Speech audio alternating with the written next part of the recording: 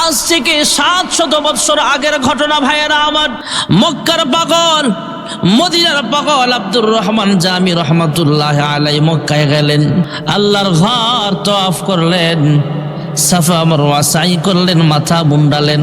হজ্জের কার্যক্রম শেষ হওয়ার পর মক্কায় ঘুমায়, মক্কায় খায়, জমজমের পানি খায়। মদিনায় যাবেন কিন্তু মদিনায় যেতে পারছে না। তার কারণ হলো মদিনার এত প্রেম ওনার অন্তরের ভিতরে। কি নিয়ে যাবে? বন্ধু, বন্ধুর বাড়িতে কিছু না কিছু নিয়ে যায়। আব্দুর রহমান জামি চিন্তা করলেন, আমি কি নিয়ে মদিনাতুল মুনাওয়ারায় যাব? আল্লাহর হাবিব রাহমাতুল লিল আলামিনের রওজা আতহারের সামনে কি হাদিয়া নিয়ে যাব? কয়েকদিন পর্যন্ত ঘুমায় না, খাওয়া দাওয়া ঠিক মতো নাই। রাত্র জাগরণ থেকে থেকে আল্লাহর বান্দা আল্লাহর হাবিবের নামে কবিতা লিখতেছে। যেরকম সুবহানাল্লাহ। যখন অনেকগুলো কবিতা একত্রিত হলো, এই কবিতাগুলো নিয়ে আল্লাহর হাবিবের কাছে যাবেন। আব্দুর রহমান জামি রহমাতুল্লাহ আলাইহি মক্কা থেকে প্রায় 5 থেকে 550 কিলোমিটার দূর মদিনাতুল মুনাওয়ারা। মদিনায় যাবেন, আল্লাহর হাবিবের রওজা আতহারের সামনে যায় সালাম দিবেন এবং এই কবিতাগুলো আল্লাহর হাবিবের রওজা আতহারের সামনে যায় হাদিয়া পেশ করবে। সুবহানাল্লাহ কোন। এদিক দিয়ে দু জাহানের সরদার রাহমাতুল লিল আলামিন মদিনা রাষ্ট্রের বাদশাকে স্বপ্নে দেখায়, হে মদিনার বাদশাহ, মদিনার পাগল মদিনায় আসতেছে, তাকে কিন্তু আসতে দেওয়া যাবে না। আব্দুর রহমান জামি নামে একজন পাগল মদিনায় আসতে চায়, কড়া নিরাপত্তার মাধ্যমে চতুর্দিকে পাহারাদারি লাগায়া দাও, কোনো ক্রমেই মক্কা থেকে আব্দুর রহমান জামি যেন মদিনায় ঢুকতে না পারে। মদিনাতুল মুনাওয়ারা ওই রাষ্ট্রের বাদশা যিনি ছিলেন, প্রথম দিন স্বপ্নে দেখার পরে মোটামুটি পাহারা লাগায়া দিলেন। প্রত্যেকটা স্টেশনে পুলিশকে মেসেজ দিয়া দিলেন, খবর পৌঁছায়া দিলেন, আব্দুর রহমান জামি নামে কোনো মানুষ পাসপোর্টওয়ালা বা আইডি কার্ডওয়ালা সে যেন ঢুকতে না পারে। তৎকালীন জামানায় ফিঙ্গারিংয়ের ব্যবস্থা ছিল না, তৎকালীন জামানায় চোখের ফিঙ্গারের ব্যবস্থা ছিল না, আঙ্গুরের ফিঙ্গারের ব্যবস্থা ছিল না। কি করবে, কেমনে চিনবে? দ্বিতীয় দিন আবার স্বপ্নে দেখায়, হে বাদশা এখনো তুমি ঘুমাও। আব্দুর রহমান জামি কিন্তু মদিনার পথে রওনা হয়ে গেছে, কোনো ক্রমে যেন আব্দুর রহমান জামি মদিনায় ঢুকতে না পারে। তৃতীয় দিন আবার স্বপ্নে দেখাইলেন, হ্যাঁ মদিনার বাদশাহ, তোমাকে 2 দিন স্বপ্নে দেখানো হলো, এবার ভালোভাবে বলতেছি। আব্দুর রহমান জামি নামে যে লোকটা আছে সে কিন্তু মদিনার কাছাকাছি চলে আসছে, কোনোভাবেই যেন সে মদিনায় প্রবেশ করতে না পারে। এদিক দিয়ে আব্দুর রহমান জামি রহমাতুল্লাহ আলাইহি সংবাদ পাইলেন, যেহেতু বড় মদিনার পাগল, মক্কার পাগল, বড় একজন আল্লাহওয়ালা, তিনিও খবর পেয়ে গেলেন যে পাহারা বসায় দেওয়া হয়েছে।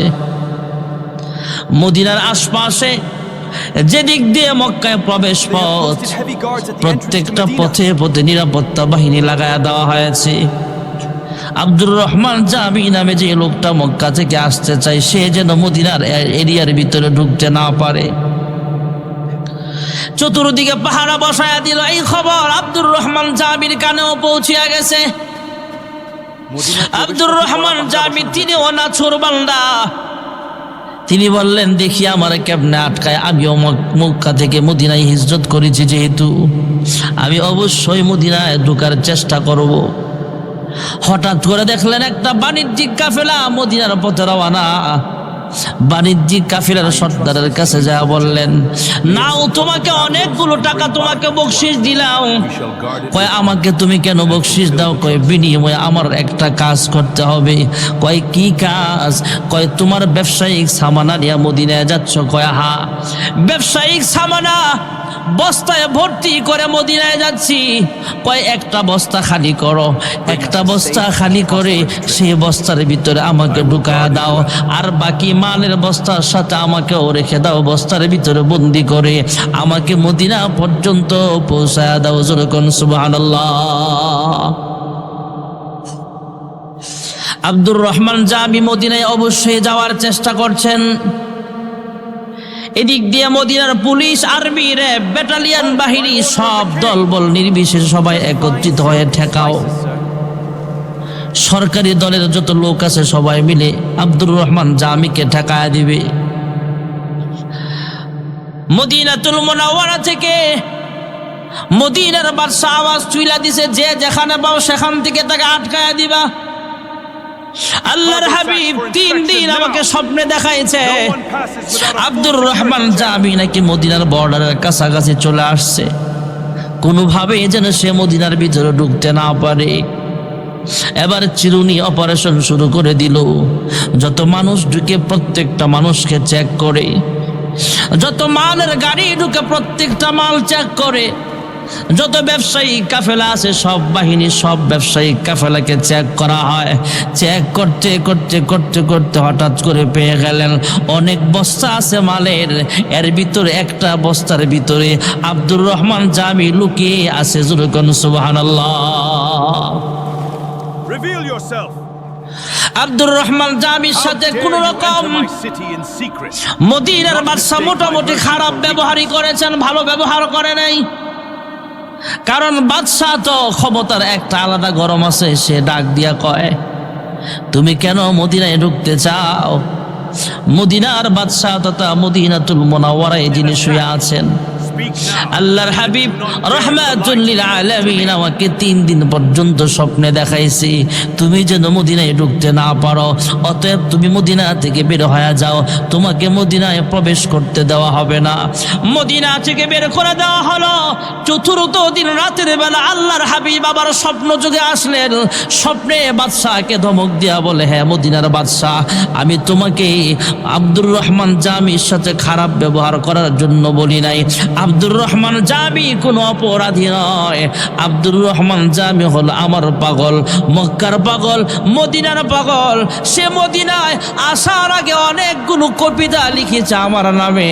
সে যদি আইসা আমার রওজা আতহারের সামনে দাঁড়ায়া কবিতাগুলো পড়তে পারত, তাহলে আমার ওয়াজিব হয়ে যাইত রওজা থেকে উঠে তার সাথে দেখা করা। যেরকম সুবহানাল্লাহ। আব্দুর রহমান জামি যেমন মদিনার পাগল, মক্কার পাগল, আমাদের দেশেও অনেক মানুষ আছে মক্কার পাগল, মদিনার পাগল, আছে না নাই? টাকা নাই তো কি হয়েছে, আল্লাহর কাছে বেশি বেশি দোয়া করলে আল্লাহ তাআলা অবশ্যই পৌঁছায়া দিতে পারে কি পারে না? হাকিমুল উম্মত মুজাদ্দিদে মিল্লাত আল্লামা আশরাফ আলী থানভী রাহমাতুল্লাহ আলাইহি কিতাবের মধ্যে একটা ঘটনা লিখেন।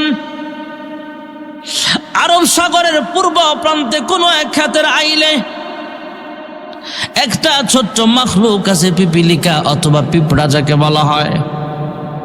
একটা পিঁপড়া এমন একটা মাখলুক, অনেক পিঁপড়া এমন আছে খালি চোখে আমরা দেখতে পাই না, কিন্তু আমার আল্লাহ হলেন এমন আল্লাহ, পিঁপড়াটা দেখেন, পিঁপড়ার বাসাও বুঝে, এই পিঁপড়ার রিজিকের ব্যবস্থাও কে করে দিয়েছে।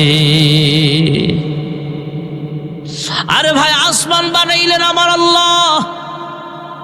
এত সুন্দর আসমান মানুষের পক্ষে সাজানো সম্ভব নয়। এবং সুন্দর জমিনটা আমার আল্লাহ বানিয়েছেন। আসমানের দিকে তাকাইলে মাঝে মাঝে বোঝা যায় এমন সুন্দর আসমান কেমন সুন্দর করে আল্লাহ কাজ করায় রাখছে।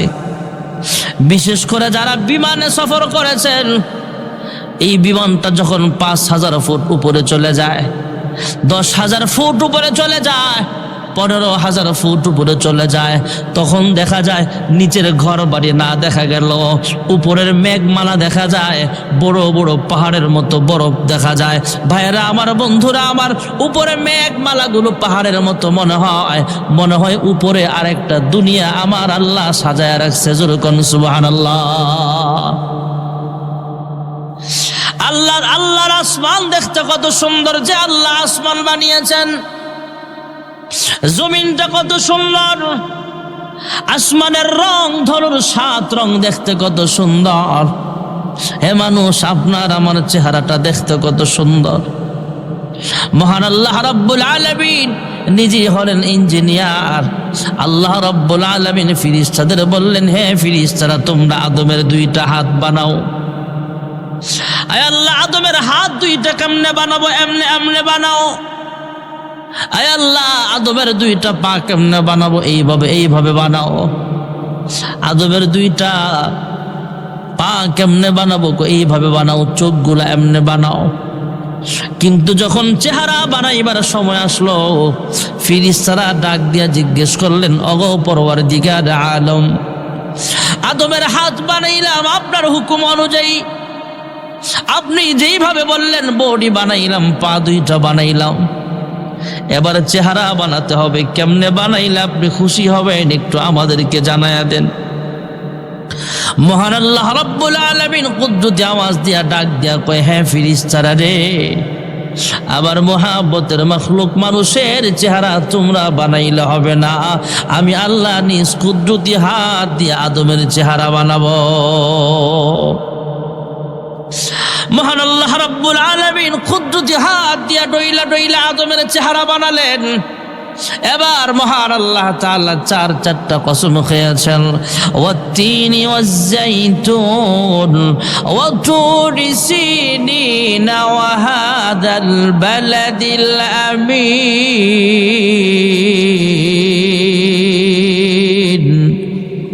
মহান আল্লাহ রাব্বুল আলামিন চারটা দামি জিনিসের কসম খেয়ে বলেন, লাকাদ খালাকনাল ইনসান ফি আহসানি তাকওয়িম, আমি আল্লাহ সবচেয়ে সুন্দর করে মানুষ বানাইছি। জোরে কোন সুবহানাল্লাহ। হ্যাঁ মানুষ, আপনার আমার চেহারা দেখতে কত সুন্দর, গাছের ফুল দেখতে কত সুন্দর, সমুদ্র সৈকত দেখতে কত সুন্দর, পাহাড়ের ঝর্ণা দ্বারা দেখতে কত সুন্দর, নদী নালা দেখতে কত সুন্দর, খাল বিলের মাছ দেখতে কত সুন্দর, গাছ গাছালে দেখতে কত সুন্দর। যে আল্লাহ সব কিছু বানাইছেন সে আল্লাহ জানি দেখতে কত সুন্দর। তোমার সৃষ্টি যদি হয় এত সুন্দর, না জানি মাওলা তুমি কত সুন্দর। জোরে কোন সুবহানাল্লাহ। মুহাব্বতে একটা ডাক দেন না আল্লাহ। ওয়াফি আনফুসিকুম আফালা তুবসিরুন।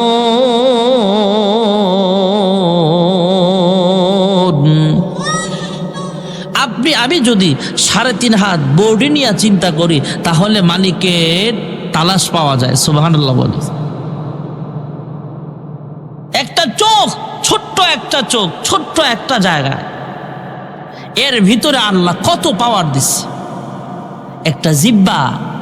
একটা জিহ্বা দুনিয়াতে যত স্বাদ আছে সবগুলো স্বাদ সে প্রমাণ করতে পারে। এটা টক, এটা ঝাল, এটা হালকা টক, এটা হালকা ঝাল, এটা ঝাল বেশি, এটা মিষ্টি, এটা কররা মিষ্টি, এটা হালকা মিষ্টি, এটা তিতা, সব স্বাদ জিহ্বা বলে দিতে পারে। এ একটা মিটার, থার্মোমিটার কে বানাইছে? জিহ্বাটা গবেষণা করলেই তো আল্লাহকে পাওয়া যায়। যেই কথাটা বলতেছিলাম ভাইয়ারা আমার, আমরা তো বড় মাখলুক, আমাদের চাইতে বড় বড় মাখলুক আসেনি, ছোট আসেনি। পিঁপড়া একদম ছোট, আমাদের চাইতে বড় বাঘ আছে, ভাল্লুক আছে, আমাদের চাইতে বড় বড় মাখলুক অনেক আছে। আসমান তো আমাদের চাইতে বিশাল বড়, জমিন তো বিশাল বড়। তাছাড়া জীব জন্তু এমন আছে, সমুদ্রের মাছ এমন আছে যে মাছগুলো একাই আমরা এখানে যারা আছি একটা শ্বাস টান দিলে আমাদের মতো এমন হাজার মানুষ গিলে ফেলতে পারবে। এমন মাছ জমিনে পানির নিচে জোরে কোন আছে না? না, কেরানীগঞ্জ দিয়া ফরিদপুর যেতে একটা ঘাট আছে, দোহার দিয়া যায়, মইনট ঘাট। আমি মাহফিল করে ঘাটে আসলাম, পরের দিন জুমার দিন ছিল। সকালবেলা একটা ট্রলার রিজার্ভ করে দিছে, আমি ঘাটে চলে আসছি মোটামুটি 7টার ভিতরে, 7টা সাড়ে 7টার ভিতরে। আইসা দেখি বিশাল বড় এক পাঙ্গাস মাছ। যে পাঙ্গাস মাছ আমরা অনেকে খাই না, কারণ চাষের যে পাঙ্গাসটা, অনেক পাঙ্গাস আছে একটু দুর্গন্ধ থাকে। নদীর অরিজিনাল পাঙ্গাস খেয়ে দেখেন অনেক মজা। নদীর একটা পাঙ্গাস আমি ভাবছি যে মনে করছি 15-20 কেজি হবে। আমি জিজ্ঞেলাম ভাই মাছটা কয় কেজি হবে? হুজুর একটু আগে মাপছিলাম 35 কেজি ওজন। সুবহানাল্লাহ কইতেন না? পাঙ্গাস মাছ চাষের না, নদীর এত বড় মাছ। আমি কি ভাই এত বড় মাছ কি আর এর চেয়ে বড় মাছও কি মাঝে মাঝে পান? হুজুর এর চেয়ে বড় মাছও তো আমরা ধরি। সুবহানাল্লাহ কন না? বাসুলাইমা দাদে মুলক সারওয়ারি, বাসুলাইমা দাদে মুলক সারওয়ারি, শুধুমতে খাতে মাস দেওয়া পরি। কষ্ট হয় আপনাদের? বেশি রাত্র হয় নাই তো? অনেক জায়গায় তো 11:30টায় মাইক দেয়। ওদিনকে এক জায়গায় গেছি ভোলা, এই শুক্রবারের আগের শুক্রবারে জমা পড়ায়া, যেহেতু রাস্তা বেশি শর্ট টাইমে চলে গেছে, একটা গাড়ি রিজার্ভ নেই এয়ারপোর্ট থেকে বিমানে বরিশাল, ওখান থেকে আবার প্রাইভেট কারে ঘাটে, ওখান থেকে স্পিড বোর্ডে ভোলা। শর্ট টাইম, খরচ বেশি আর কি। ভোলা অনেক দূরে, এমনি যাইতে অনেক সময় লাগে। তো ভোলাও চতুর্দিকে নদী, ওখানেও বড় বড় মাছ আছে। তো ওখানে যাই বয়ানে গেলাম, আমার বয়ানে বসাইছে অনেক রাত্রে। আরেক জায়গায় গেলাম সাতক্ষীরা, 11:15টায় বয়ান দিছে। ময়মনসিংহ এলাকায় তো 11:30টার নিচে বয়ান দেয় না। হুজুর আমগো এলাকায় আসারের পরে মানুষ আই, এদিকে যেমন আসরের পড়তে বয়ান শুরু হয়, আর ওগোদের এসারের পড়তে মাহফিল মাত্র শুরু হয়। তো সেই হিসাবে তো বেশি রাত্র হয় নাই। কষ্ট হইতেছে নাকি আপনাদের? বাসুলাইমা দাদে মুলক সারওয়ারি, বাসুলাইমা দাদে মুলক সারওয়ারি, শুধুমতে খাতে মাস দেওয়া পরি। বাদশা সুলাইমান পয়গম্বর আলাইহিস সালাম, পুরা পৃথিবীর এক গুচ্ছ রাজত্ব ছিল যার হাতে, একচ্ছত্র রাজত্ব, তথা একাই তিনি পুরা পৃথিবীর বাদশা, একাই ছিলেন। সুবহানাল্লাহ কোন? গোটা দুনিয়ার বাদশা আল্লাহ কয়েকজনকে বানাইছেন, এক নম্বরে হলো বাদশা সুলাইমান। বাদশা সুলাইমান পয়গম্বর আলাইহিস সালাতু ওয়াস সালাম একদিন আল্লাহর কাছে দোয়া করে, ওগো পরওয়ারদিগার আলম, আমাকে আপনি এমন রাজত্ব দান করেছেন, কিয়ামত পর্যন্ত অন্য কাউকে আপনি এমন রাজত্ব দিবেন না। এমন সুন্দর রাজত্ব দেওয়ার কারণে আমি আপনার কাছে শুকরিয়া আদায় করবার চাই। কিভাবে চাও? কই যত মাখলুক খাবার খায়, সব মাখলুককে আমি একদিন খাবার খাওয়ামু, দাওয়াত দিমু। সুবহানাল্লাহ কন্যা? আমরা খুশি হইয়া মানুষকে দাওয়াত দিয়ে খাওয়াই, খুশিতে খাওয়াই। বাদশা সুলাইমান বলতেছে, আমার এত বড় রাজত্ব আপনি দিছেন, আমিও শুকরিয়া টান সব মাখলুককে একবেলা খাওয়াবো। সুবহানাল্লাহ কোন?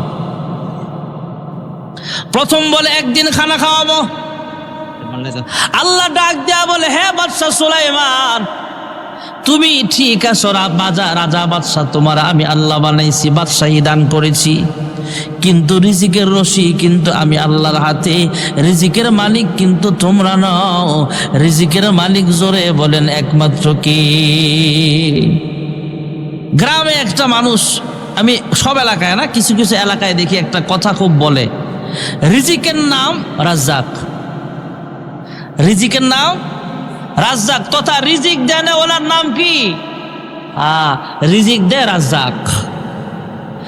ইন্নাল্লাহা হুয়ার রাজ্জাকু যুল কুওয়াতিল মাতিন।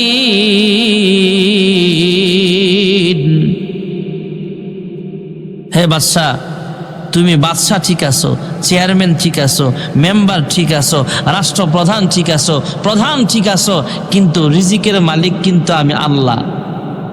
সুবহানাল্লাহ কন্যা? রিজিকের মালিক যদি আমাদের দেশের প্রধানমন্ত্রীর হাতে থাকতো, তাইলে আওয়ামী লীগ সারা যত লোক আছে কেউ খানা পাইতো। বিএনপি যখন ক্ষমতায় ছিল, তখন যদি বিএনপির হাতে যদি রিজিকের ভাগ বন্টন আল্লাহ দিয়া দিত, তাহলে আওয়ামী লীগের কেউ খাওয়ান পাইতো? রাষ্ট্রপ্রধান ঠিক আছে, চেয়ারম্যান ঠিক আছে, মেম্বার ঠিক আছে, রিজিকের ঠিকাদারি আপনাকে আমাকে আল্লাহ দেয় নাই। যত দুর্ভিক্ষ থাক, এক সময় পৃথিবীর জমিনের মানুষ দ্রব্যমূল্যের দাম কম ছিল, এরপরও মানুষ খাইতে পায় নাই, ভাতের মার খাইছে, আডার যাও খাইছে। আসেনি এক সময় মুরব্বীরা জিগায় দেখেন, কিন্তু তখন দ্রব্যমূল্যের দাম কম ছিল, এরপরও মানুষ না খেয়ে রয়েছে। এখন দ্রব্যমূল্যের দাম কম না বেশি? আগে মানুষ আধা কেজি তেল নিত, 1 কেজি তেল নিত, এখন দিয়ে 5 লিটার লয়ে যায়। সাহস কত বড় দেখছেন? তেলের দাম ছিল 80 টাকা, তখন নিত আধা কেজি, এখন একবারে 5 লিটার কিনলে গা 5 কেজি নিলে কিছু ছাড় আছে, তো এই জন্য দ্রব্যমূল্যের দাম যতই বাড়ুক মানুষ না খায়া থাকে না। মানুষ বাড়ছে, দ্রব্যমূল্যের দাম কমুক বাড়ুক, এটা পৃথিবীর একটা কালচার, কিন্তু রিজিকের মালিক তো আল্লাহ। আল্লাহ মানুষে না খাওয়ায় রাখে না। আগের চাইতে মানুষ কম খায় না, বরং বেশি খায়। না খায়া মরছে মানুষ আগে, এখন খায়া মরে। বেশি খাইতে খাইতে ডায়াবেটিস হয়, প্রেসার হয়। রিজিকের মালিক কে? হ্যাঁ বাদশা সুলাইমান, তোমাকে রিজিকের ঠিকাদারে আমি আল্লাহ দেই নাই, রিজিকের মালিক আমি আল্লাহ। বাদশা সুলাইমান ডাক দেয়া বলে, আল্লাহ এরপরও এক বেলা খাওয়ার অনুমতি দেন। কয় তুমি পারবা না, তারপরও তোমাকে দিলাম, অনুমতি দিলাম, যা পারলে খাওয়াও। বাদশা সুলাইমান পয়গম্বর আলাইহিস সালাম মানুষ দিয়া নয়, শক্তিশালী জিন জাতি কিনিয়া খাবার পরিবেশন করবে। নদীর কিনারায় বড় বড় পাতিলার ভিতরে রান্না করে পাতিলা ভরে যখন রেখে দেয়, মহান আল্লাহ পাতিলা গুলোর হটপট বানায় দিছে, ফ্রিজ বানায় দিছে, নষ্ট হয় না, গরমটা ঠান্ডাও হয় না। যেরকম সুবহানাল্লাহ। মাসের পর মাস খাবার রান্না করার পরে এক সময় বাদশা সুলাইমান তিনিও যেহেতু একজন মানুষ, তিনি আন্দাজ করতে পারলেন যত মাখলুকাতের মেহমানদারি করব এই খাবার হয়ে যাবে। আল্লাহর কাছে অনুমতি চাই, আল্লাহ কোন মাখলুককে আগে খাওয়াবো, মানুষকে না জিনকে, নাকি অন্য কোন মাখলুককে আগে খাওয়াবো? আল্লাহ ডাক দিয়া কয়, যেখানে খাবার রান্না করেছ এর আশপাশে যারা আছে তাদেরকে আগে খাওয়াও। সুবহানাল্লাহ। না, সমুদ্রের কিনারায় যদি রান্না হয়ে থাকে তাহলে সমুদ্রে কারা আছে? জোরে কন না। বাদশা সুলাইমান ডাক দিয়া কয়, হে সাগরের মাছ, তোমরা খাবার খাইতে আসো। আমাদের মানুষের মতো পারাপারি করে নাই। বড় বড় মুরব্বী মাছেরা ডাক দিয়া কয়, যা সবাই না যাস, একজন দুধ পাঠায়া দাও, খবর নিয়ে আইবা কেমন রান্না হয়েছে, স্বাদ কেমন হয়েছে। তুমিও পেট ভরে খাইয়া আসবা, খবরটাও নিয়ে আসবা। যদি খাবার মজা হয় তাহলে যাবো, নাইলে ঘুমায়া থাকবো। সুবহানাল্লাহ। না, আমরা মানুষ তো বিরিয়ানির প্যাকেট আনতে গিয়া, চামচ নাই, আমরা তো বিরিয়ানির প্যাকেট আনতে যাইয়া পারাপারি কইরা হাত ভেঙ্গেলা পা ভেঙ্গেলা। কয়েক বছর আগে জাকাতের কাপড় আনতে গিয়ে একজন মারা গেছে পাওয়ার তলে বইরা। আর মাছেরা এত হাহুতাশ করে না, এরা ডাক দিয়া কয়, খবর নিয়ে আয়, রান্না কেমন হয়েছে। সুবহানাল্লাহ। না, সব মাছ যায় নাই, বড় কোনো মাছও যায় নাই, ছোট্ট একটা মাছ পাঠায় দিছে, যাও তুমি খাবার খাইয়া আসবা। রান্নার স্বাদ কেমন হয়েছে খাবার, সেই খবরটাও নিয়ে আসবা। আয়োজনটা কেমন, আমরা গেলে আমাদের পেট ভরে খাবার দিতে পারবে কিনা সেটাও দেখে এসো। সুবহানাল্লাহ। না, ছোট্ট একটা মাছ পাঠায় দিলেন, যদিও ছোট, এদের ভিতরে হয়তো ছোট, কিন্তু মাছটা ছিল অনেক বড়। আইসা সমুদ্রের কিনারায় বাদশা সুলাইমানকে সালাম দেয়া বলে, হ্যাঁ বাদশা সুলাইমান, এক বেলা খাবার নাকি তুমি দাওয়াত দিয়েছো আমাদেরকে, তাই আল্লাহর পক্ষ থেকে বাজেট বন্ধ। সুবহানাল্লাহ। তোমার দাওয়াতে অংশগ্রহণ করার জন্য আমি আইছিলাম, বিসমিল্লাহ করে খাবার দেওয়া শুরু করো। বাদশা সুলাইমান পয়গম্বর জিন শাহিদারকে ডাক দেয়া বলে, যাও খাবার দাও। জিন শাহিদাররা যখন বড় বড় পাতিলার ভিতরে বড় বড় চামচ দিয়া খাবার দেয়, বাদশা সুলাইমান মাছের মুখ দেখা ডাক দিয়া কয়, কিসের চামচ দিয়া দেশ? পাতিলা থেকে সরাসরি ঢাল। সুবহানাল্লাহ। না, কি এর চামিচ দিয়া দেশ? চামিচে তুলাইব? দেওস না কত বড় মুখ, সুবহানাল্লাহ কন্যা। বিয়া বাড়ি দেখবেন কিছু মানুষ খাওয়াইয়া এমন পাওয়া যায়, মাছের মতো না হোক, মোটামুটি 3-4 টেবিলে মিল্লা এক প্লেট বা মানে এক বল গুস্ত শেষ করতে পারে না। আর কিছু পোলাপানের আলাদা বসি খাবারের লেগা, এই গুস্ত লইও, শাহিদারে দেখে বল খালি, এই কি খাবার দিচ্ছে, তাড়াতাড়ি আরেকটা আনো। এখন আছে না নাই? বাদশা সুলাইমান আন্দাজ বুইলা ফেলছে, ডাক দিয়া কয়, হ্যাঁ শাহিদার, চামচ দিয়া লাভ নাই, পাতিলা ঢালো। পাতিলা থেকে সরাসরি ডালতেছে, খাবার ডালতেছে, কয় আর এক পাতিল দে। এমন দিতে দিতে দিতে দিতে তাকায় দেখে বাদশা সুলাইমান, তাকায় দেখলেন সব পাতিলা দিলেও তারপরও মাছটা ঠোঁট যে এইভাবে ছড়াইছে, একসাথে করে না। সুবহানাল্লাহ করেন না? এই যে ঠোঁট খুলছে, হা এমনই করেছে।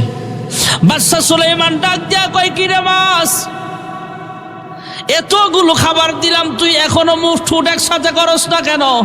এখনো হা করে তাকায় আসত। মাছ ডাক দিয়া কয়, হে বাদশা সুলাইমান, যা খাবার দিছো এটা এখনো পাইবে আছে, পেটে যায় নাই। বা সুলাইমা দাদে মুলক সারওয়ারি, বাসুলাইমা দাদে মুলক সারওয়ারি, সুদমতে আও খাতে মাস দেওয়া পরি। বাদশা সুলাইমান সেজদায় পড়ে আল্লাহর কাছে কান্দে, এ আল্লাহ, তুমি কেমন মাছ বানাইলা গো খোদা? যেই মাছ ডাক দিয়া কয়, হে বাদশা সুলাইমান, তুমি আমাকে দাওয়াত দিয়েছো, এখনো আমাকে পেট ভরে খাবার খাওয়াইতে পারো নাই, আমি কিন্তু আল্লাহর কাছে বিচারে দিব। আল্লাহ গো, বাদশা সুলাইমান দাওয়াত দিয়া ঠিক মতো খাওয়ান দেয় নাই। সুবহানাল্লাহ কন্যা। বাদশা সুলাইমান পয়গম্বর সেজদায় পড়ে আল্লাহকে ডাক দেয়, আল্লাহ, আমি পুরা পৃথিবীর বাদশা হতে পারি, আমি বাংলাদেশের রাষ্ট্রপ্রধান হতে পারি, আমি পৃথিবীর বাদশা হতে পারি, কিন্তু রিজিকের মালিক আমি নয়, রিজিকের মালিক একমাত্র তুমি আল্লাহ। রিজিকের মালিক জোরে বলেন কি? যেই কথাটা বলতেছিলাম, ছোট্ট একটা পিঁপড়া, মনে আসেনি? ছোট্ট একটা মাখলুক, অনেক পিঁপড়া আছে আমরা খালি চোখে দেখতে পাই না। এই পিঁপড়াটারও জবান দিয়েছেন আল্লাহ, খাবারের মতো শক্তিও দিয়েছেন আল্লাহ। এই পিঁপড়ারও কিন্তু পেট আছে, এই পিঁপড়ার খাবার লোড করার জন্য মুখ আছে, আবার খাবার আনলোড করার মতো আল্লাহ তাআলা সেই অঙ্গ প্রত্যঙ্গ তাকে দান করেছেন। হাত আছে, 5 হাতার মতো ক্যাপাসিটি আছে, 2টা চোখও আল্লাহ দিয়েছে, যদিও আমরা তাকে দেখি না, কিন্তু এটাও একটা মাখলুক। এই ছোট্ট পিঁপড়ার রিজিকের মালিকটাও কিন্তু কে? আরব সাগরের পূর্ব প্রান্তে কোনো এক পিপিলিকা ক্ষেতের আইলের মধ্যে দাঁড়ায় বলে, হে আল্লাহ, হজ্জের মৌসুম চলতেছে, পৃথিবীর বিভিন্ন জায়গা থেকে তোমার দাওয়াতি মেহমানগণ আল্লাহর ঘরে যাবে। লাব্বাইক লাব্বাইক বলে বলে তোমার ঘরে হাজিরা দেওয়ার জন্য যায়। আমি পিঁপড়া হলে কি হবে, আমারও মন চায় 2টা চোখ দিয়া তোমার ঘর দেখতে। সুবহানাল্লাহ জোরে কয় না রে? দোয়া করে কে? পিঁপড়া। দোয়া করে কে? পিঁপড়ায় দোয়া করে, আল্লাহ, মানুষ চায় তোমার ঘর তওয়াফ করতে, আমি একটা পিঁপড়া, কিন্তু আমার মন চায় 2টা নয়ন দিয়া 2টা চোখ দিয়া তোমার ঘর দেখবো। সাহেল সে লাগা দে মুঝে ইশকো কো সফিনা, साहिल से लगा दे मुझे इश्कों को सफीना, दिखला दे मुझे मंजर मक्का ও মদিনা। হাকিমুল উম্মত লিখেন, পিঁপড়ার জবান আল্লাহ খুলে দিলেন। পিঁপড়া ডাক দেয়া বলে, আল্লাহ, আমি 2টা চোখ দিয়া তোমার ঘর দেখতে চাই। আরব সাগরের পূর্ব প্রান্ত থেকে পশ্চিম প্রান্ত অনেক বড় জায়গা। আল্লাহ রাব্বুল আলামিন মক্কাতুল মুকাররমায় অনেক কবুতর আছে, যেখানে কবুতরের মাঠও বলা হয়, এমন মাঠও আছে যেখানে হাজার হাজার কবুতর দেখা যায়। কবুতরের মধ্যে আল্লাহ তাআলা একটা কবুতর পাঠায় দিলেন, হ্যাঁ কবুতর, যাও যাও পূর্ব প্রান্তে যাও, উঠতে উঠতে নির্দিষ্ট জায়গায় যায় তুমি ল্যান্ড করবা, নামবা। আরব সাগরের উপর দিয়া উঠতে উঠতে কবুতর, এই কবুতরটা উঠতে উঠতে নির্দিষ্ট একটা ক্ষেতের আইল তথা ক্ষেতের লাইল, যেই জমিনের পাশে পিঁপড়াটা হাঁটাহাঁটি করতেছে আর আল্লাহর কাছে দোয়া করতেছে মক্কায় যাবে, ওই ক্ষেতের আইলের মধ্যে এই কবুতরটা যখন ল্যান্ড করছে, নামছে বাংলাদেশ এয়ারপোর্টে, যেমন সৌদি আরব থেকে আরবিয়া, সৌদি আরবিয়ার যেমন বিমানগুলো বড় বড় বিমান ল্যান্ড করে আমাদেরকে নেবার জন্য, হজ্জের সফরে নেবার জন্য, আল্লাহ তাআলা ইব্রাকে নেওয়ার জন্য একটা কবুতর পাঠায় দিলেন। কবুতরটা ক্ষেতের আইলের মধ্যে যখন ল্যান্ড করলেন, এবার মহান আল্লাহ তাআলা পিঁপড়াকে ডাক দিয়া কয়, হে পিঁপড়া, তোমার সামনে যে কবুতরটা আছে এটা কিন্তু সাধারণ কোনো কবুতর নয়, এটা কিন্তু বাইতুল্লাহ শরীফের কবুতর। হ্যাঁ পিঁপড়া, তুমি যদি আমার ঘর দেখতে চাও, কবুতরের পা ঝড়ায় ধরো, আমি আল্লাহ বিমান দিয়ে আমার দাওয়াতি মেহমানগুলোকে আমার ঘরে পৌঁছায় দেই, আমি আল্লাহ আমার দাওয়াতি মেহমানগুলোকে জাহাজ দিয়ে পৌঁছায় দেই, আমার দাওয়াতি মেহমানগুলো গাড়ি দিয়ে পৌঁছায় দেয়, আর আমি আল্লাহ হেরাম শরীফের একটা কবুতর তোমার কাছে বিমান হিসেবে পাঠিয়ে দিলাম। আমার ঘর যদি দেখতে চাও তাহলে কবুতরের পা দুইটা ঝড়ায় ধরো, কবুতরের পা ঝড়ায় ধরে এর পাখার নিচে তুমি লুকায় যাও, আমি আল্লাহ তাআলা কবুতরটাকে বিমান বানায়া কিছুক্ষণের মধ্যে তোমাকে বাইতুল্লাহর সামনে হাজির করে দেব। পৃথিবীর সবচেয়ে সেরা সফর হলো মক্কা মদিনার সফর। ভাইয়েরা আমার, আমাদের বাংলাদেশের মানুষ যখন মক্কাতুল মুকাররমায় যায়, সরাসরি যখন জেদ্দা এয়ারপোর্টে ল্যান্ড করে, এর কিছুক্ষণ আগে ইয়ালামলম পাহাড় যখন অতিক্রম করা হয়, তখন বিমানে বেড়ানো হয়। যারা এহরাম বাঁধবেন এহরামের নিয়ত করে ফেলেন, এহরামটা কাপড় পরিধান করে ফেলেন, এহরামের কাপড় পরিধান করে ফেলেন। যারা হজ্জের নিয়ত করবেন করে ফেলেন, তালবিয়া পড়তে শুরু করে, লাব্বাইক আল্লাহুম্মা লাব্বাইক, লাব্বাইক লা শারীকা লাকা লাব্বাইক, ইন্নাল হামদা ওয়ান নি'মাতা লাকা ওয়াল মুলক লা শারীকা লাক। সুবহানাল্লাহ। লাব্বাইক বলতে বলতে যখন ইয়ালামলম পাহাড় অতিক্রম করে, মদিনা থেকে আল্লাহর কোনো বান্দা যদি ঢুকতে চায় তাহলে সেখানে মদিনার শহরের পাশেই মিকাত আছে, একটা মসজিদ আছে। যারা সেখানে হারাম বাদে মহিলারাও হারামের নিয়ত করে 2 রাকাত সালাতুল ইহরাম নামাজ আদায় করা হয়। এরপরে তালবিয়া পড়তে পড়তে মদিনা থেকে মক্কার পথে রওনা হয়ে যায়। কেউ যদি তায়েফের পাশ থেকে ঢুকতে চায় তাহলে সাইল কাবির নামে একটা মসজিদ আছে, সেখানে মানুষগুলো কাপড় চেঞ্জ করে তথা হারামের কাপড় পরিধান করে 2 রাকাত সালাতুল ইহরামের নামাজ পড়ে আল্লাহর ঘরের দিকে রওনা হয়। যুরকুন সুবহানাল্লাহ। আমি আপনি যখন দুনিয়া থেকে বিদায় হয়ে যাব, তখন যেমন সাদা পোশাক পরা হয়, আমরাও যখন মদিনা মক্কায় যাই তখনও সাদা পোশাক পরিধান করা হয়। মহিলারা তো তাদের নিজস্ব পোশাক পরবে, সুন্নতি বোরকাও পরবে। আমাদের দেশের অনেক মহিলারা এমন আছে চেহারাটা খোলা রাখে, এরা মনে করে হজে গেলে মনে হয় চেহারা খোলা রাখলে গুনাহ হয় না। মক্কায় আল্লাহর ঘর তওয়াফরত অবস্থায়ও আমাদের মহিলারা সেখানে গুনাহ করতেছে, চেহারা খোলা হজ করতেছে, তওয়াফ করতেছে। অনেক মুআল্লিমরাও কিচ্ছু বলে না, অথচ চেহারা ঢেকে রাখা তো ফরজ। যে মহিলারা হজে যাবেন চেহারাটাও ঢেকে রাখতে হবে, এটা মনে রাখবেন। ওখানের সিস্টেমটা ভিন্ন, এই জন্য আপনি চেহারা খোলা রাখবেন এটা জায়েজ নাই। হজ করতেছে লক্ষ লক্ষ টাকা দিয়া, 5 লাখ টাকা দিয়া হজে যায়, চেহারা খোলা, তাওয়াফের মাঠেও গুনাহ করতেছে।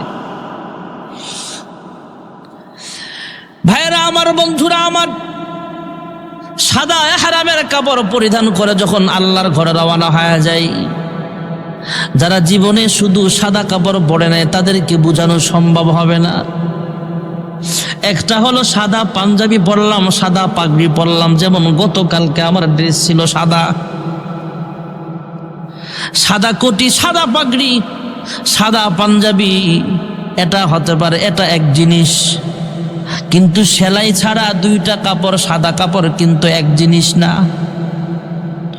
যখন কোনো মানুষ হারামের কাপড় পরে, আমি নিজেও প্রথম যখন পড়েছিলাম তখন মনে হয়েছিল দুনিয়াটা কিচ্ছু না, মনে হচ্ছে আমি মরে গেছি। মানুষের কাছ থেকে বিদায় নিয়ে যখন ইহরামের কাপড় পরে মানুষ মক্কার পথে রওনা হয়ে যায়, মক্কাতুল মুকাররমায় সর্বপ্রথম যায় 7টা চক্কর লাগায়, 7 বার আল্লাহর ঘর তওয়াফ করে। আর আল্লাহর ঘর যখন প্রথম যেদিন মানুষ দেখে, আল্লাহর নবী বিশ্ব নবী রাহমাতুল লিল আলামিন বলেন, উম্মত যখন তুমি আল্লাহর ঘর সর্বপ্রথম দেখবা, তখন আল্লাহর কাছে যা দোয়া করবা, আল্লাহ তোমার দোয়া সঙ্গে সঙ্গে কবুল করিয়া নিবে। হুদুদ হারাম এমন একটা সীমান্ত এলাকা, এমন একটা নিরাপদ এরিয়া, যার জিহ্বায় কালেমা নাই, যার জিহ্বায় কালেমা নাই, বেঈমান ঢুকার পারমিশন নাই। সুবহানাল্লাহ। ওয়াহাদাল বালাদিল আমিন,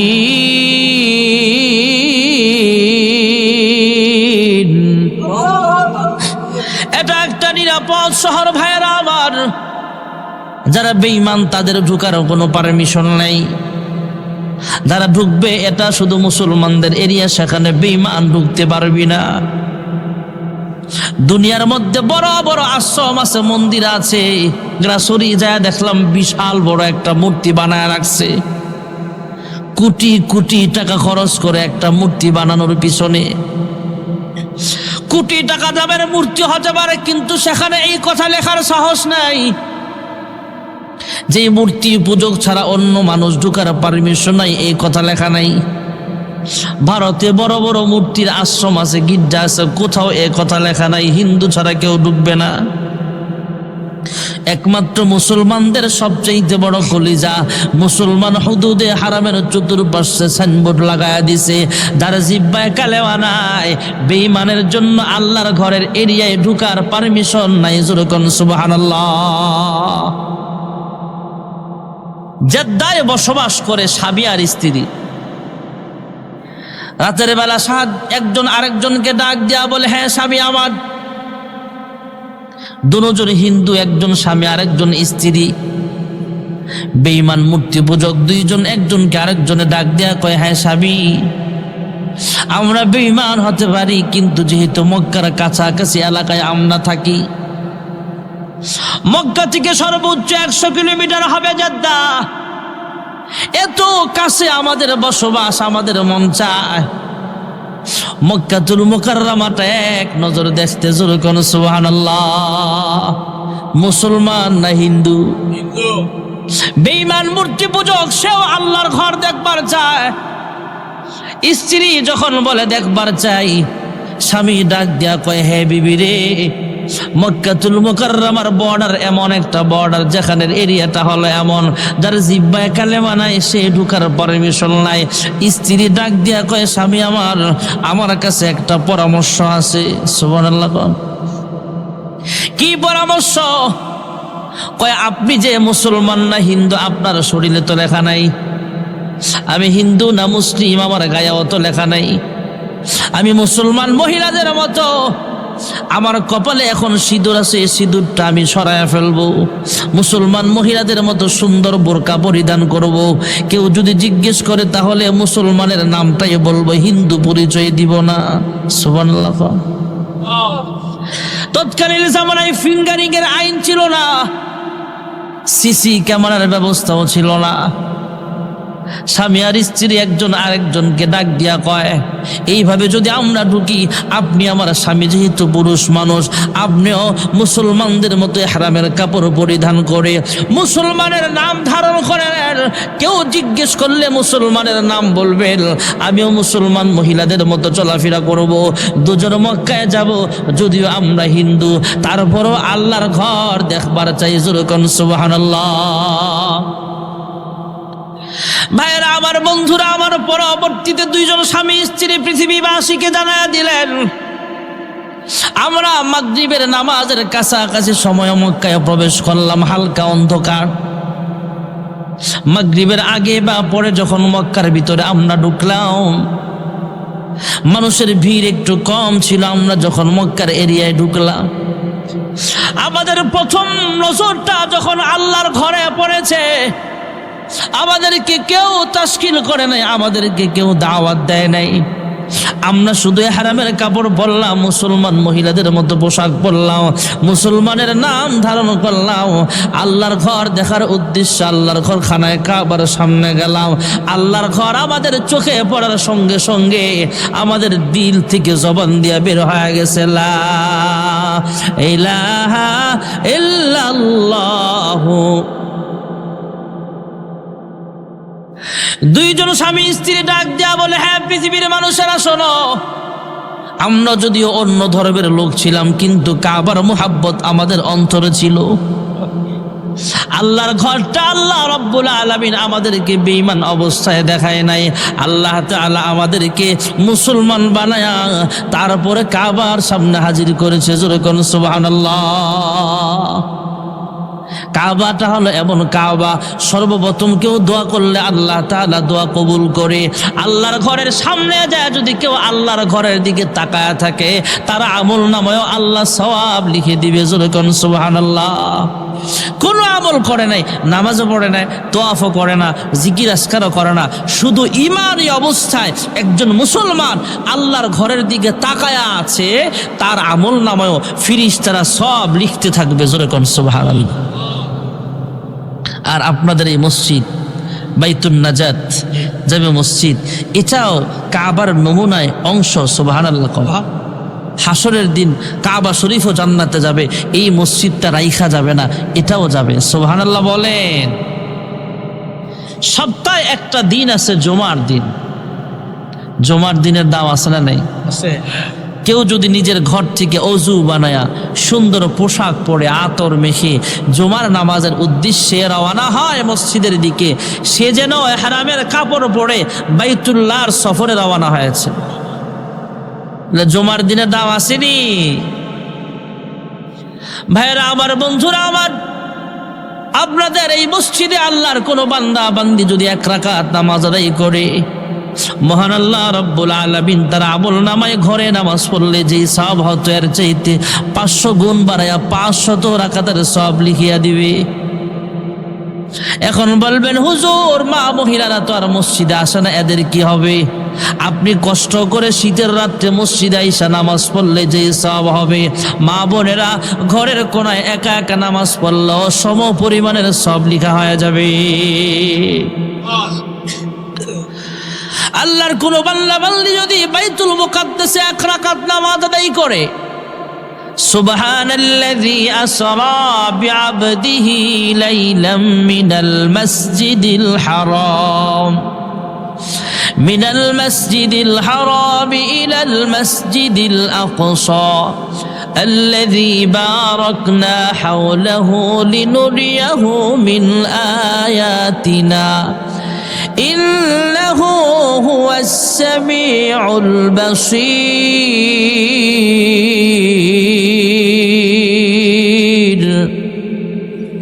বাইতুল মুকাদ্দাস মসজিদ এমন একটা জায়গা ভাইয়েরা আমার, যেখানে আপনার আমার নবী বিশ্ব নবী রাহমাতুল লিল আলামিন মেরাজের রজনীতে সেখানে গেলেন। জিবরাইল আমিনও সঙ্গে আছেন।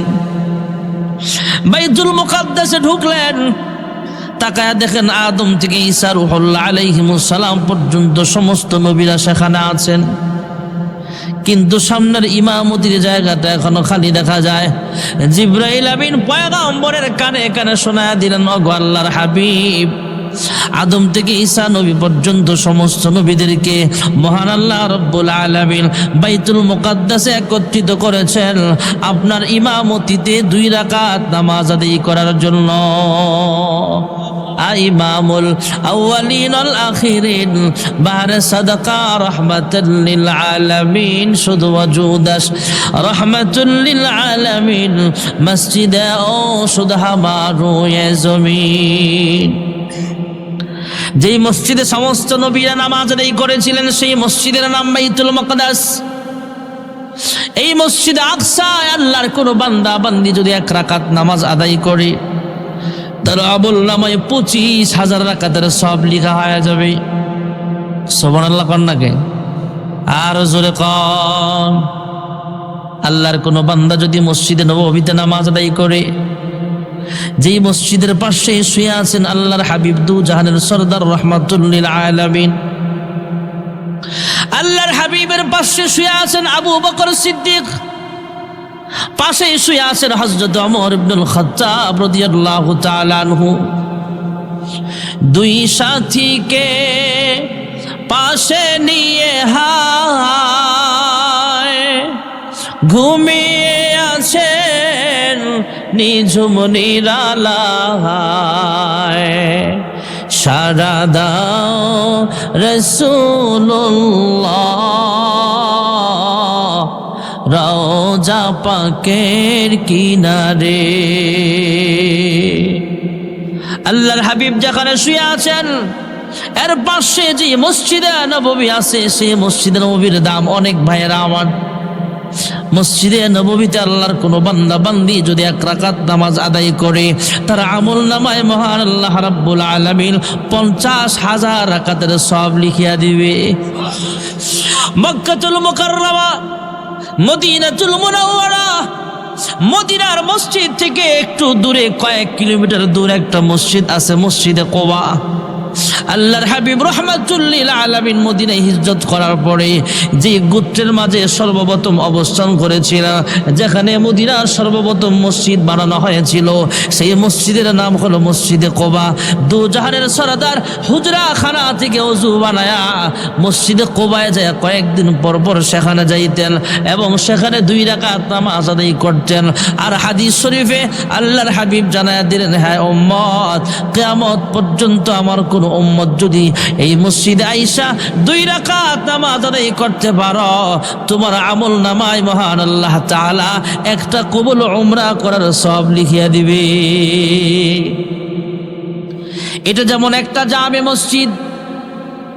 আল্লাহর হাবিব রাহমাতুল লিল আলামিন মক্কা ছেড়ে মদিনায় হিজরত করার পর সর্বপ্রথম প্রায় 100 সাহাবায়ে কেরামদের নিয়ে একটা মসজিদে জুমা আদায় করেছিলেন, যে মসজিদের নাম বর্তমানে মসজিদে জুমা। সুবহানাল্লাহ। ওই মসজিদের দাম আল্লাহর কাছে অনেক বেশি। আরেকটা মসজিদ আছে, মসজিদে সাবা মাসানি বলা হয়। খন্দকের যুদ্ধে 7 ভাগে সাহাবায়ে কেরাম 7 জায়গায় পরিশ্রম করেছিল। ওই 7টা মসজিদের নামে একটা বিশাল বড় মসজিদ বানানো হয়েছে, সাবা মাসানি। আরেকটা মসজিদ আছে মদিনায়, মসজিদে জিল কাবলাতাইন, 2 কাবলাওয়ালা মসজিদ। সুবহানাল্লাহ বলেন। আল্লাহর হাবিব রাহমাতুল লিল আলামিন মক্কা থেকে মদিনায় যাওয়ার পর আল্লাহর হুকুমে অনেক দিন পর্যন্ত বাইতুল মুকাদ্দাসকে কিবলা বানায়া নামাজ পড়ে, কিন্তু কখন জানি আল্লাহ আবার হুকুম করবে মক্কাকে কিবলা বানাতে, সেই আশা মনের ভিতরে আছে, সেই আশা প্রতীক্ষায় আছে, আল্লাহর হাবিব অপেক্ষায় আছে। মক্কার জন্য মন কান্দে। একদিন আসরের নামাজের সময় নামাজ পড়তেছিলেন, পাশে সাহাবায়ে কেরামও ছিলেন। সাহাবায়ে আজমাইন মুসল্লি, আল্লাহর হাবিব হলেন ইমাম। আসরের নামাজের ফরজ জোরে বলেন কয় রাকাত? কয় রাকাত? 2 রাকাত শেষ, আর কয় রাকাত আছে? 2 রাকাত নামাজ আদায় করে ফেলেছিল ইমাম সাহেব মুসল্লিদেরকে নিয়ে, আর 2 রাকাত বাকি আছে। এমন সময় ফাওয়াল্লি ওয়াজহাকা শাতরুল মসজিদিল হারাম, আল্লাহ রাব্বুল আলামিন জিবরাইল আমিনকে পাঠিয়ে দিলেন নামাজের ভিতরে। 2 রাকাত নামাজ আদায় করেছিলেন বাইতুল মুকাদ্দাসকে কিবলা বানায়া।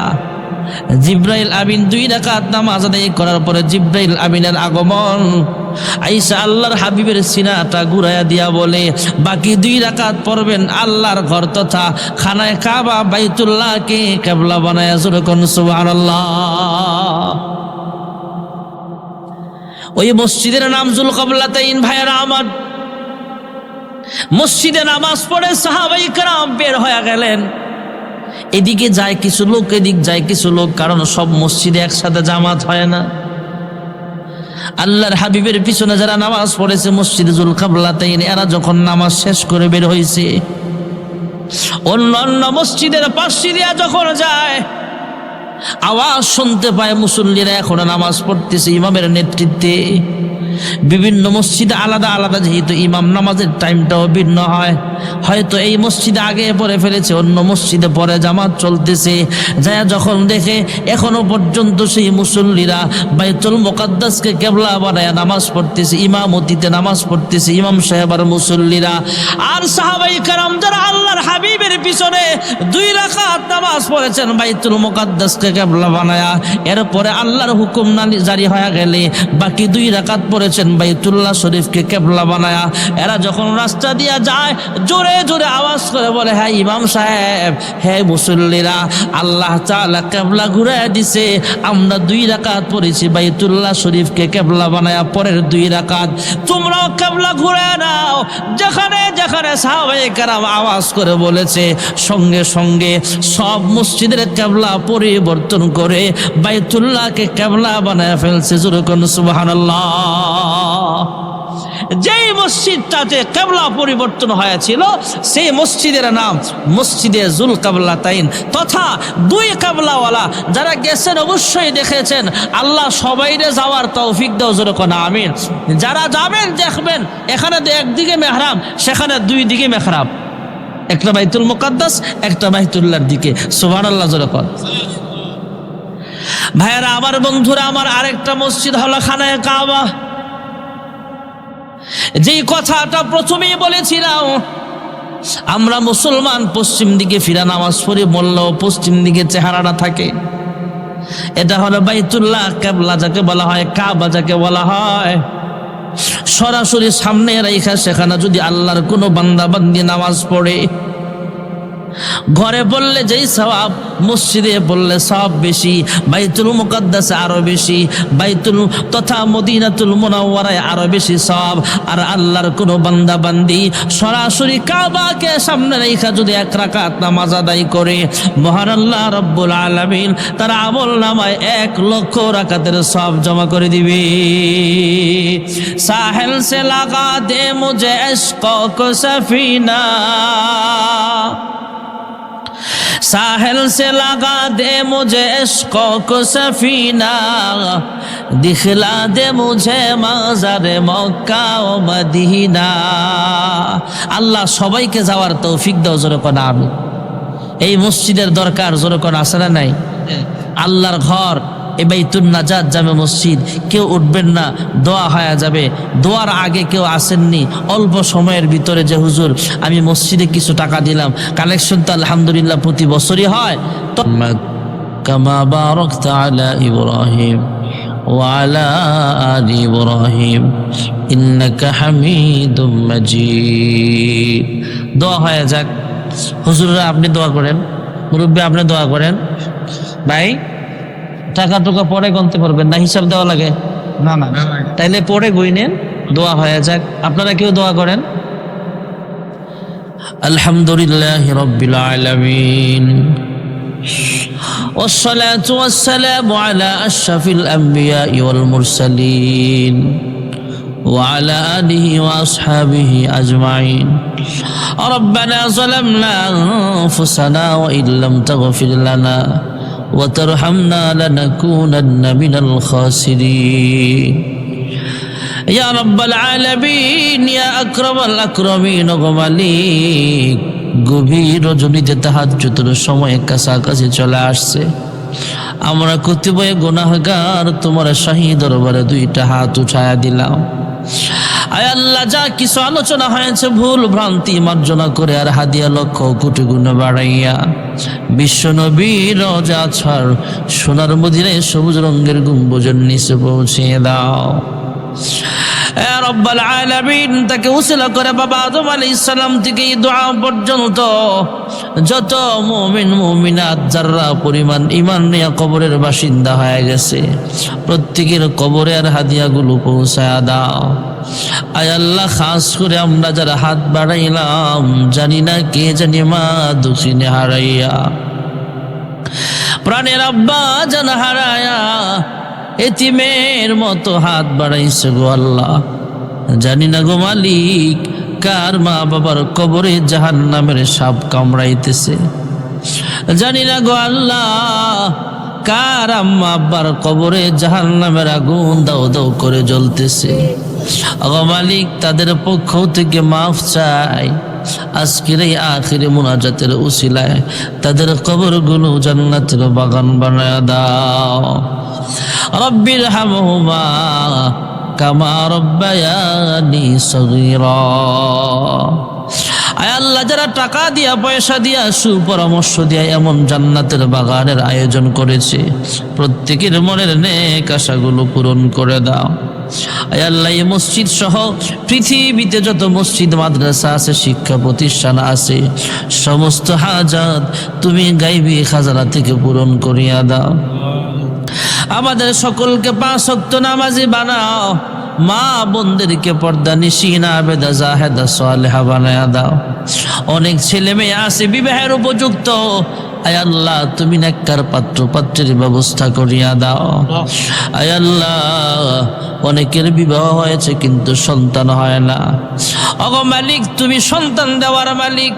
আয় আল্লাহ, নেক সন্তানের বাবা মা হিসেবে কবুল করিয়া নাও। আমাদের প্রত্যেকটি সন্তান কোরআনী শিক্ষায় শিক্ষিত হয়ে পিতা মাতা ও সমাজের খেদমত করার তৌফিক দান করে দাও। আয় আল্লাহ, আমরা গুনাহগার, তোমার নাম গফফার। আয় আল্লাহ, গোনাহ করতে করতে সাদা দিলটাকে আমরা কালো বানায় ফেলেছি। আবালি কাবার মতো গুনাহগার আসমানের নিচে জমিনের উপরে অন্য একজন নাই। আবার গুনাহের খবর যদি আমার আব্বা আম্মা জানে, কোনোদিন সন্তান বলে ডাক দিবে না।